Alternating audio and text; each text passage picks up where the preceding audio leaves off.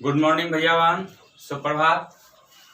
आज हम लोग क्लास 9th के चैप्टर 1 का पीरियड 1 में है, जो चैप्टर 1 का नाम है नंबर सिस्टम। आज डेट 18/5/2020, दिन सोमवार।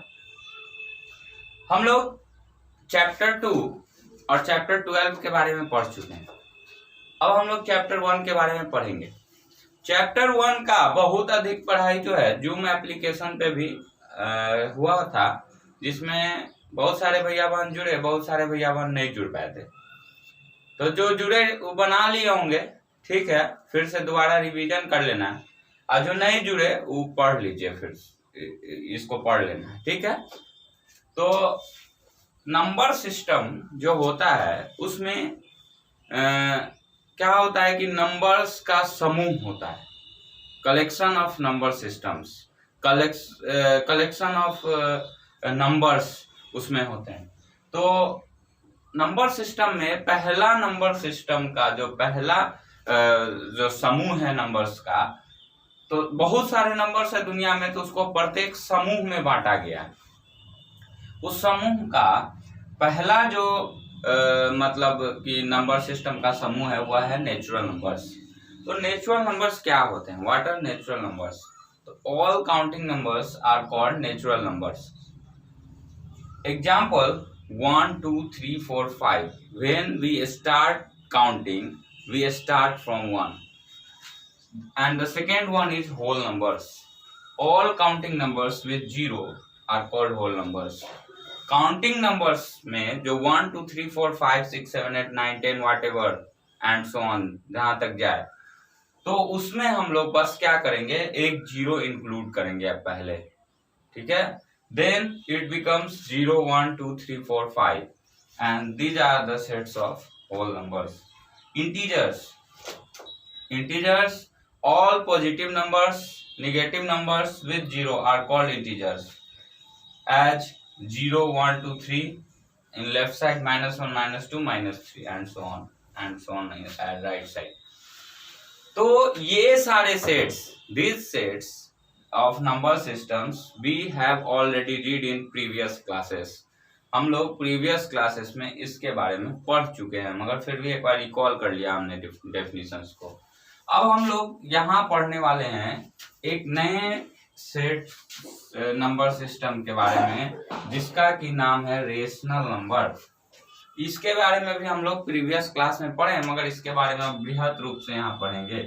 ये चौथा नंबर है, रेशनल नंबर। रेशनल नंबर क्या होता है? The number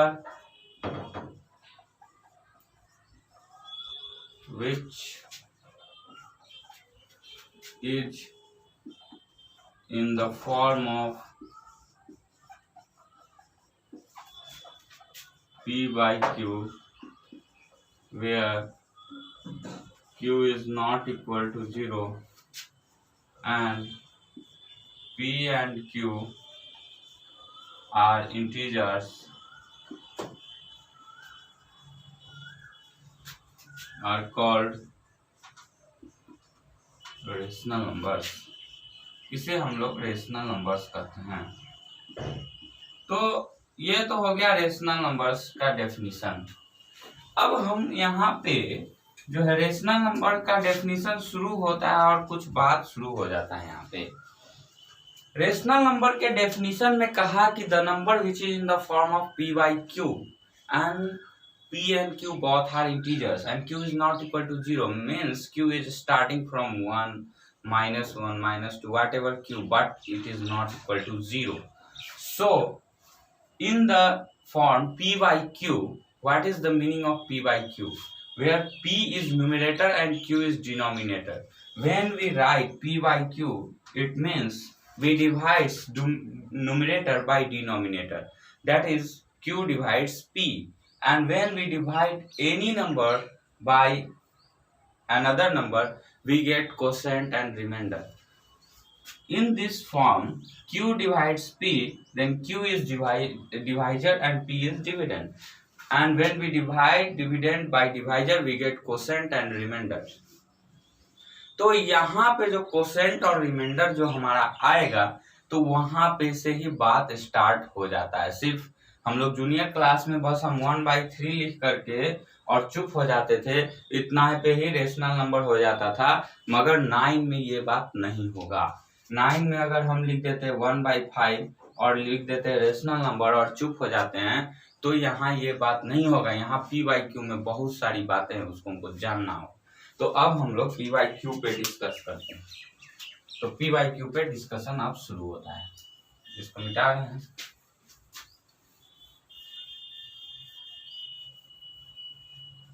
अब यहाँ मैं लिखता हूँ P/Q, P/Q और यहाँ लिख दिए where Q is not equal to 0। इसका मतलब है Q डिवाइड्स P, Q से P को डिवाइड किया गया। ये रफ फिगर समझा रहे हैं। तो Q से B को डिवाइड किया गया तो we get reminder, we get quotient and reminder. तो हमको कोसेंट और रिमाइंडर प्राप्त होगा। We get quotient and reminder. ठीक है, तो वहां हम ये सब चीज का डिस्कशन नहीं करते थे। अब हम लोग इसको करेंगे। जैसे हम लिखेंगे 1/3, एक एग्जाम्पल। दूसरा एग्जाम्पल हमने लिया 1/5। ठीक है, अब हम 3 से 1 को डिवाइड करेंगे। डिवाइड किया, पॉइंट आया, 0 आया, 3 3 जा 9 आया, फिर 1 आ गया, फिर 0, 3 3 जा 9 आया, फिर 1 आया, फिर 0, फिर 3 3 जा 9 आया, 1 आया, फिर ये खत्म नहीं हुआ। ठीक, एक बात ये पता चला। दूसरा बात पता चला, 1 से अगर हम 5 को डिवाइड कर दिए, 5 2 जा 10, ये खत्म हो गया। ठीक है, अब देखिए यहाँ बात कितना बड़ा बात यहाँ बताया कि इस फॉर्म में अगर हम डिवाइड किए तो हमारा जो रिमाइंडर है वह क्या हो गया, नॉन टर्मिनेटिंग हो गया। रिमाइंडर क्या हो गया, नॉन टर्मिनेटिंग। टर्मिनेट मतलब खत्म हो जाना, टर्मिनेट कर देना, एंड कर देना, फाइनल कर देना। मगर यहाँ नॉन टर्मिनेटिंग हुआ, मतलब वो नो एंडिंग, नो फाइनल, कुछ नहीं हुआ। मतलब ये खत्म आपका नहीं होगा, ये चलते जाएगा ये सिलसिला। तो जब ये टर्मिनेटिंग नहीं हुआ, मतलब नॉन टर्मिनेटिंग हो गया, तो आपका ये कोसेंट रिपीटिंग हो गया। ये बहुत बड़े ध्यान देने वाली बात है कि जब हमारा रिमाइंडर नॉन टर्मिनेटिंग होता है रेशनल नंबर में, तब हमारा कोसेंट रिपीटिंग हो जाता है। और जब हमारा रिमाइंडर टर्मिनेटिंग होता है, कोसेंट भी टर्मिनेट हो गया। तो ये नॉन टर्मिनेटिंग हुआ, ये रिपीटिंग हुआ। बात को ध्यान से समझिए। यहाँ केस क्या हो गया, रिमाइंडर, रिमाइंडर क्या हो गया आपका, नॉन टर्मिनेटिंग, नॉन टर्मिनेटिंग। तो आपका कोसेंट क्या हो गया, कोसेंट आपका हो गया रिपीटिंग। बहुत ध्यान देने वाली बात है यहाँ पे। जब हमारा रिमाइंडर नॉन टर्मिनेटिंग होता है, हमारा कोसेंट रिपीटिंग होता है। जब हमारा यहाँ रिमाइंडर क्या हो गया, टर्मिनेटिंग, जब रिमाइंडर टर्मिनेटिंग हो गया, ये भी क्या हो गया, टर्मिनेटिंग हो गया।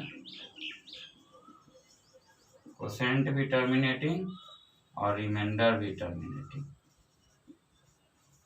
तो ध्यान देने वाली बात यह है कि जब कोसेंट, रिमाइंडर से ही फर्क पड़ता है।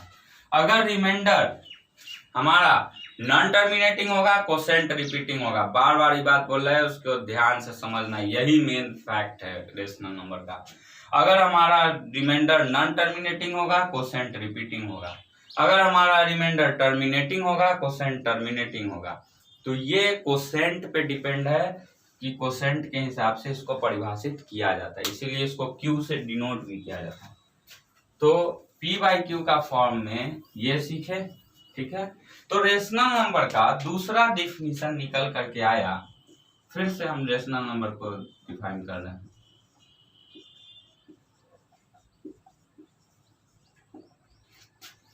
The numbers which is terminating decimal which are terminating decimals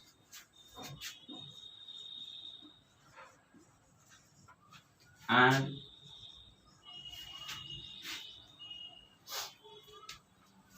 ये हटा करके यहाँ एक शब्द यूज करना ज्यादा अच्छा रहेगा। The numbers whose decimal expansion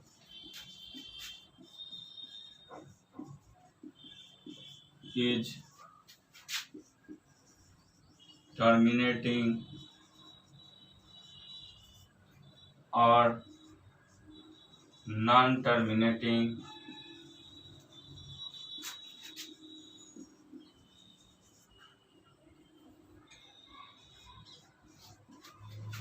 repeating।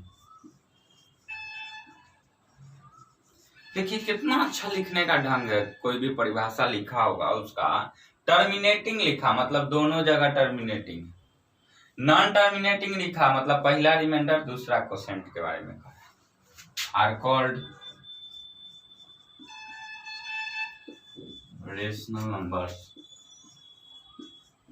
तो ये रेशनल नंबर का दूसरा परिभाषा हो गया। अब कुछ रेशनल नंबर के बारे में फैक्ट्स जिसको हम लोग जानेंगे। रेशनल नंबर और फ्रैक्शन में क्या अंतर है, ठीक है, उसके बारे में जानते हैं। ये डेफिनेशन हम जाने, दूसरा डेफिनेशन अब आगे और जानते हैं इसके बारे में। इसको मिटाते हैं। अब देखिए रेशनल नंबर जो p बाई क्यू है, जहां q is not equal to 0 है, तो वो हमेशा अपने सिंपलेस्ट फॉर्म में होता है। Rational number is always in its simplest form. The meaning of this statement is the HCF of P and Q is always 1, means P and Q are co-primes। ये meaning हुआ इसका। जैसे हम P by Q लिखे जहां Q is not equal to 0 है rational number में, तो यहां लिखेंगे P by Q is always in its simplest form. Simplest form हमेशा अपने सिंपलेस्ट फॉर्म में होता है। इंपॉर्टेंट फैक्ट्स इसके बारे में हम लोग जानते हैं। Important facts about P by Q। P by Q के बारे में इंपॉर्टेंट फैक्ट्स हमेशा अपने सिंपलेस्ट फॉर्म में होता है। जैसे अगर हम लिखते हैं एज एग्जाम्पल यहाँ पे 12/10 लिखा, ये रेशनल नंबर नहीं है भैया, इसको ध्यान देना होगा। यहाँ 6 2 जा 12, 5 2 जा 10, 6/5 ये रेशनल नंबर हो गया। ये सिंपलेस्ट फॉर्म में है और आपने जूनियर क्लास में सीखा है कि हम लोग सिंपलेस्ट फॉर्म में उसको कैसे बनाते हैं। दोनों को काट दिया जाता है आपके भाषा में, और या नहीं तो दोनों के HCF से उसको डिवाइड किया जाता है। ये सिंपलेस्ट फॉर्म, ये रेशनल नंबर नहीं है, ये रेशनल नंबर है। इसका मतलब HCF of P and Q equal to 1, ठीक। इसका मतलब P Q are coprimes. Coprimes उसको कहते हैं जो दो नंबर को अगर हम साथ रखें और दोनों का HCF 1 हो, जैसे 9 और 8, ये आपस में को प्राइम्स हैं, ठीक है। 9 और 8 को प्राइम्स है। क्यों? क्योंकि 9 और 8 के बीच का HCF क्या है? HCF ऑफ 9 एंड 8 इज 1, ठीक। इतना बात आप सीखे। अब हम लोग को एक्सरसाइज में कुछ प्रॉब्लम्स को सॉल्व करना है। अब आप कहिएगा कि नॉन टर्मिनेटिंग रिपीटिंग बताए हैं मगर नॉन टर्मिनेटिंग नॉन रिपीटिंग आपने नहीं बताया, तो बताया जाएगा, सब बताया जाएगा, समय से सब बताया जाएगा, स्टेप बाय स्टेप। अभी हमको जो जानना था उतना जान लिए, फिर हम लोग धीरे धीरे सबके बारे में जानेंगे। अब हम लोग आते हैं एक्सरसाइज पे, ठीक है। एक्सरसाइज 1.1 का मैं एक क्वेश्चन बस बनाऊंगा, बाकी आपको आता है खुद बनाना है, और या 2 क्वेश्चन बना देते हैं। जैसे आपसे पूछता है एक्सरसाइज 1.1 में पहला question, is 0 a rational number, क्या 0 रेशनल नंबर है? इफ सो वेरीफाई इट, ठीक है। तो हमारा आंसर क्या हुआ? तो यस नो देने से पहले सोचना ना है, तो हम लिखेंगे 0 इक्वल टू 0/1, डिनोमिनेटर में कुछ नहीं है तो 1 है, इक्वल टू p/q, तो लिखे p equal to 0 and q equal to 1 is not equal to 0। यहाँ q 0 के बराबर नहीं हुआ, इसका मतलब yes 0 is a rational number. अब आपका ये डिनोमिनेटर में 0 का नहीं हुआ, तो ये भी एक बहुत बड़ा कहानी है। 11 में जाके आपका वो भी संतुष्ट हो जाएगा, 0/0 इंडिटरमिनेट फॉर्म होता है। तो हम लोग ये जानते हैं कि डिनोमिनेटर में अगर नहीं कुछ दिया तो 1 है बाय डिफॉल्ट, तो 0 रेशनल नंबर हो गया। एक क्वेश्चन ऐसा है। अब क्वेश्चन क्या है दूसरा, कि आपको किसी 2 रेशनल के बीच आपको 1 रेशनल, 2 रेशनल, 3 रेशनल निकालने हैं, तो वो आप 8 में बखूबी बनाए हैं, बहुत अच्छे से बना सकते हैं। Question number 2, find a rational number, find a rational number between 3 and 5, एक रेशनल नंबर निकालना है। तो इसका आंसर में हम लोग क्या करेंगे, 3 + 5/2 कर देंगे, और इसको बनाने का सोचते हैं 1/2 × 3 + 5, 8/2, 4 आ गया। आंसर हो गया बस। Question number 3, find 10 rational numbers, 10 rational numbers between 3 and 5, 3 और 5 के बीच 10 रेशनल नंबर निकालना। तो क्या होगा, यहाँ क्वेश्चन मार्क नहीं होना चाहिए, क्या होगा? इसके लिए हम लोग क्या करेंगे, इसके आंसर में कि हम लोग 3 और 5 जो 2 नंबर्स दिए हैं उसको लिख लेंगे, यहाँ 5 लिख लेंगे। पहले हम दोनों का डिनोमिनेटर सेम करेंगे, तो यहाँ तो दोनों का डिनोमिनेटर सेम है, ठीक है। अब कितना निकालना है, 10 निकालने हैं, 11 से मल्टीप्लाई कर देंगे,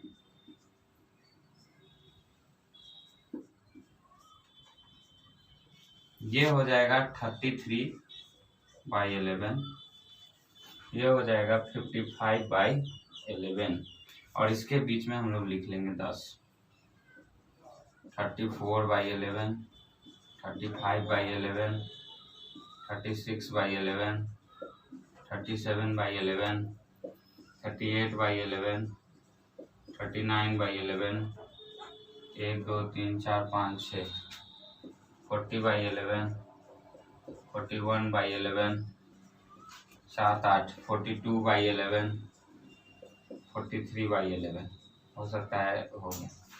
1 2 3 4 5 6 7 8 9 10 और 55/11 लास्ट।